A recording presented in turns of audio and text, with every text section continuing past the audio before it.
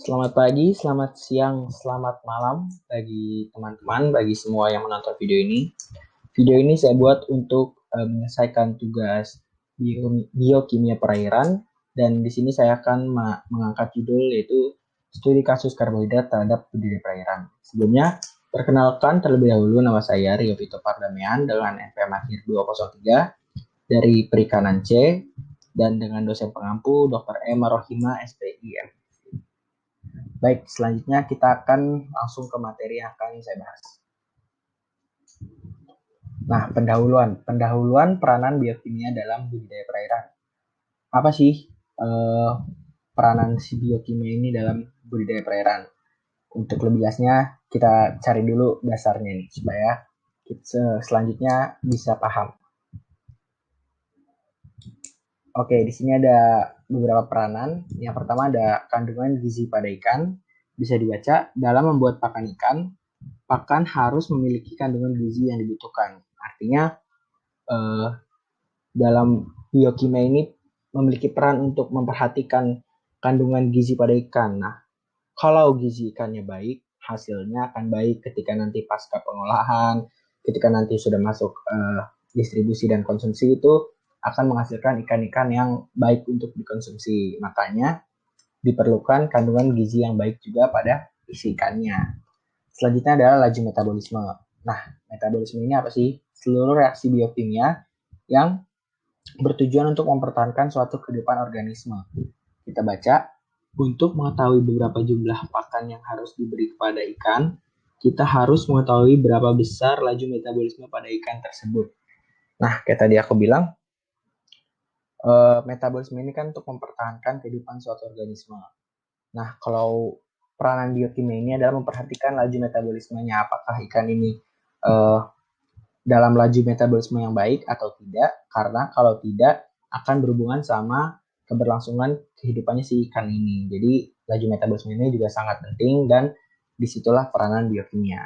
Selanjutnya ada fermentasi. Fermentasi ini bahan pakan dapat difermentasi dahulu untuk meningkatkan mutu pakan. Ya, karena fermentasi ini juga penting ya, karena kita juga perlu untuk memperhatikan pakan ikan itu sendiri. Apakah pakan ikan itu, nggak semuanya kan pakan ikan itu langsung secara langsung bisa diberi, harus dikasih beberapa treatment terlebih dahulu. Nah, treatmentnya itu apa? Fermentasi jawabannya. Selanjutnya ada bioflok, merupakan konsorsium mikroba yaitu yang dapat membantu kualitas perairan. Nah, memanfaatkan mikroorganisme untuk kualitas air itu adalah definisi dari bioflok. Jadi vlog itu adalah gumpalan. Jadi si mikroorganismenya ini di surface atau di permukaan itu dia berbentuk gumpalan, dan itu menghasilkan oksigen, bisa untuk menghasilkan rantai makanan di dalam ekosistem perairan itu sendiri. Jadi itu peranan biokimia dalam budidaya perairan. Selanjutnya masuk ke materi, yaitu studi kasus pemanfaatan jenis karbohidrat bagi pertumbuhan dan efisiensi pada pakan ikan. Oke, jadi yang pertama kita harus tahu dulu definisi karbohidrat berdasarkan penjelasan beberapa ahli. Oke, karbohidrat adalah makronutrien yang cukup penting dalam pakan ikan. Merupakan sumber energi pakan yang paling murah dibandingkan protein dan lemak. Itu menurut Evarnoloh dan Jafri tahun 1995, dan Grisdale dan Helan tahun 1997.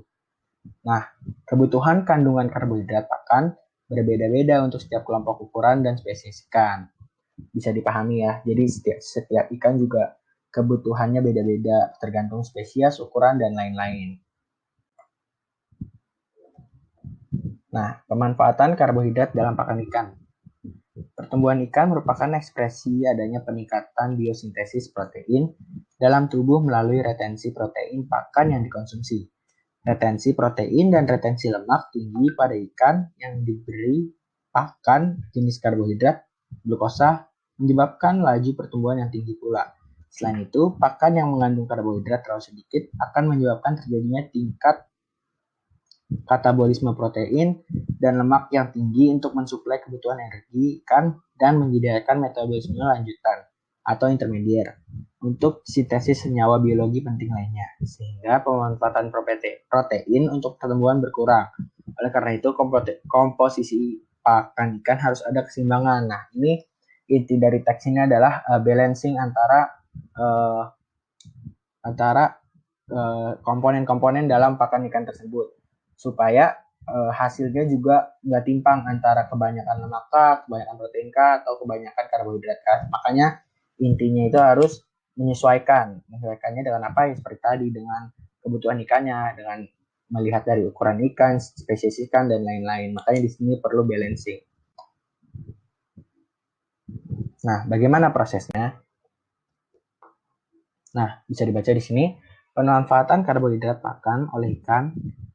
Karbohidrat pakan umumnya berbentuk senyawa polisakarida, disakarida, dan monosakarida. Karbohidrat tersebut berasal dari tumbuhan, itu zat tepung, serat, selulosa, dan fruktosa. Dan juga dari hewan atau mangsa yang biasa dimakan oleh ikannya itu sendiri. Berbentuk glikogen. Ikan tidak memiliki kelenjar air liur atau salivary gland, sehingga proses pencernaan karbohidrat pada ikan dimulai bagian lambung. Pencernaan karbohidrat secara intensif terjadi di segmen usus, yaitu dengan adanya enzim amilase pankreatik. Pada segmen usus, amilum atau zat tepung dan glikogen akan dihidrolisis oleh enzim amilase menjadi maltosa dan dextrin. Kemudian maltosa dan dextrin ini akan dihidrolisa oleh enzim laktase atau sukrose menghasilkan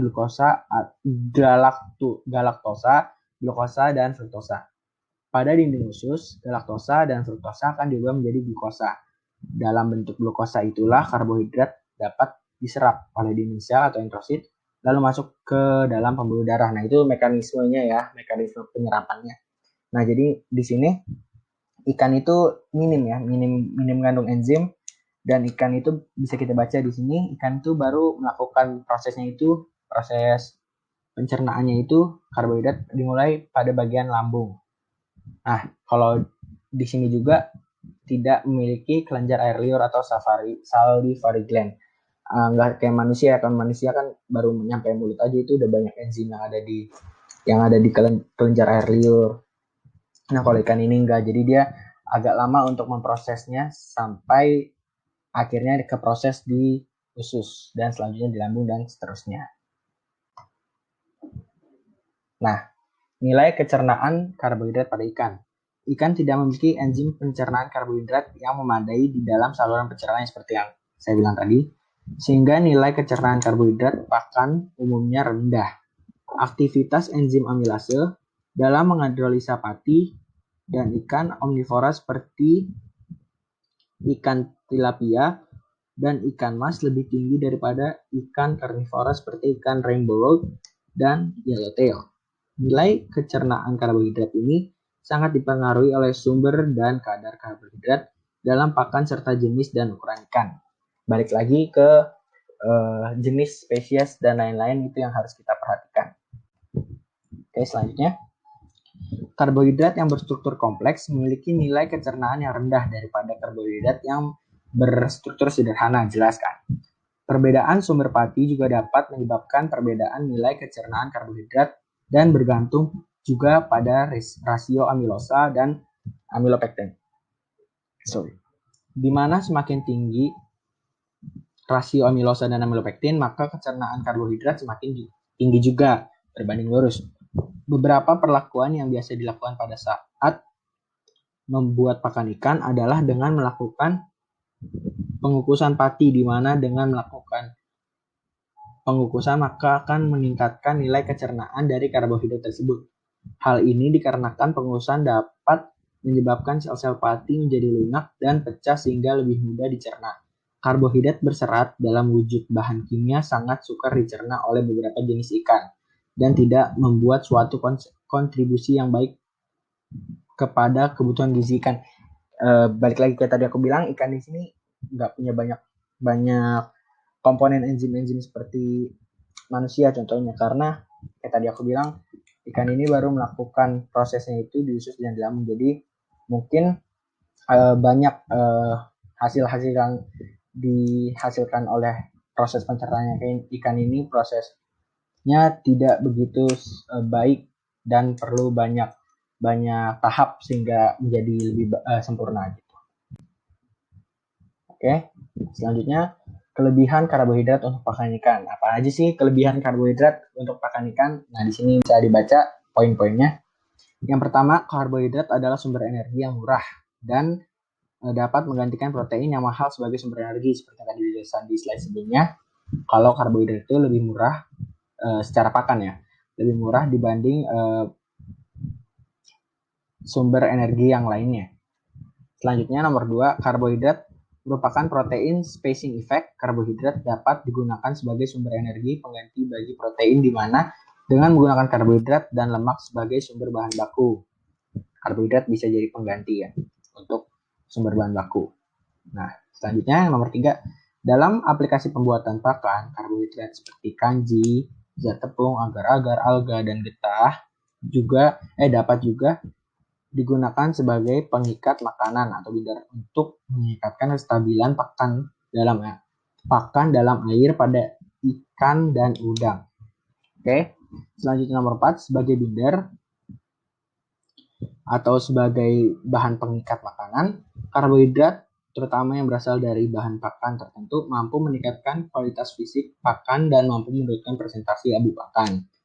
Dan yang terakhir, sebagai komponen tanpa nitrogen, maka penggunaan karbohidrat dalam jumlah tertentu dan dalam pakan dapat menurunkan jumlah limbah bernitrogen sehingga meminimalkan dampak negatif dari pakan terhadap lingkungan. Banyak di sini ya manfaat-manfaat yang bisa kita dapat. Di sini juga poin kelima juga bahwa komponen tanpa nitrogen artinya dia lebih baik untuk lingkungan, dampaknya itu lebih minimaliskan dampak dari pakan terhadap ekosistem lingkungan.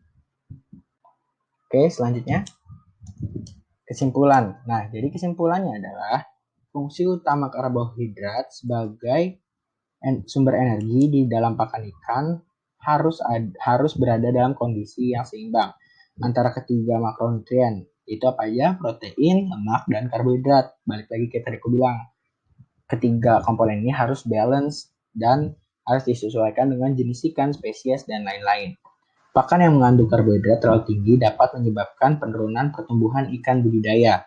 Beberapa penelitian telah menunjukkan pertumbuhan ikan dan tingkat efisiensi pakan yang rendah bila kandungan karbohidrat dalam pakannya tinggi. Itu menurut Wei tahun 1991. Oke, jadi itu aja yang bisa aku jelasin teman-teman dan semua yang untuk video ini. Oke, terima kasih. Mohon maaf apabila ada kesalahan dalam penyebutan nama, gelar, dan data-data yang lainnya, atau aku salah sebut dalam penyebutan data terkait ikannya atau yang lain-lain, mohon maaf sekali. Terima kasih sekali lagi yang sudah menonton video ini. Jaga kesehatan dan terima kasih. Have a nice day.